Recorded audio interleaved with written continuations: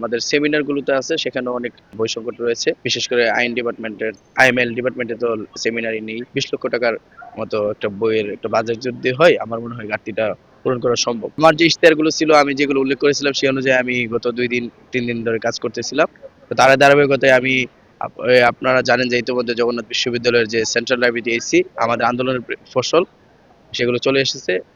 তো আমি গতকালকে যখন এসি ফিট করা হচ্ছিল, আমার কাছে মনে হচ্ছে লাইব্রেরি থেকে কমপ্লেন আসছিল যে ভাই আমাদের পড়াশোনার সমস্যা হচ্ছে, এগুলো যদি আমরা ক্যাম্পাস বন্ধের দিন করা যায় তাহলে মনে হয় ভালো হয়। তো সে তার প্রেক্ষিতে আমি শুক্রবার এবং শনিবার যেন এসি লাগানো হয় 5টার পর থেকে, আমি সেই বিষয়টি উদ্যোগ নিয়েছি। এবং আমি আমার জায়গা থেকে অলরেডি বিভিন্ন ডিপার্টমেন্টের সেমিনার ভিজিট করতেছি।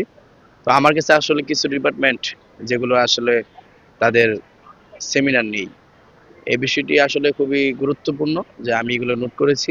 আমি বিশ্ববিদ্যালয় প্রশাসনের কাছে এগুলো তুলে ধরবো। আমাদের যে ছাত্র সংসদ নির্বাচনে জয়ী প্রতিনিধিরা, যে আমার এই বিষয়গুলো দরকার। আর তার পাশাপাশি আমি কর্মকর্তা কর্মচারী যারা রয়েছেন সেন্ট্রাল লাইব্রেরিতে, তাদের সাথে কথা বলেছি। তারা আসলে সপ্তাহে 7 দিনই সকাল 8টা থেকে রাত 10টা পর্যন্ত লাইব্রেরি খোলা রাখার জন্য তারা প্রস্তুত।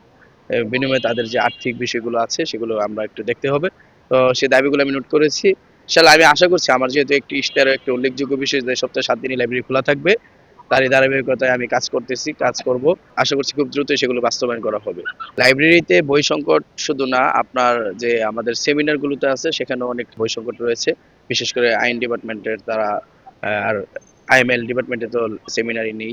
তো এরকম অনেকগুলো ডিপার্টমেন্ট আছে যেগুলোতে আসলে বই নেই।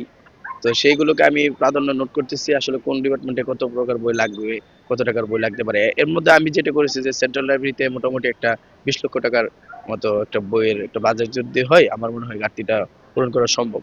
তাছাড়া বাইরের বইগুলোকে আমরা ইনক্লুড করতে পারি, ভালো রাইটারদের।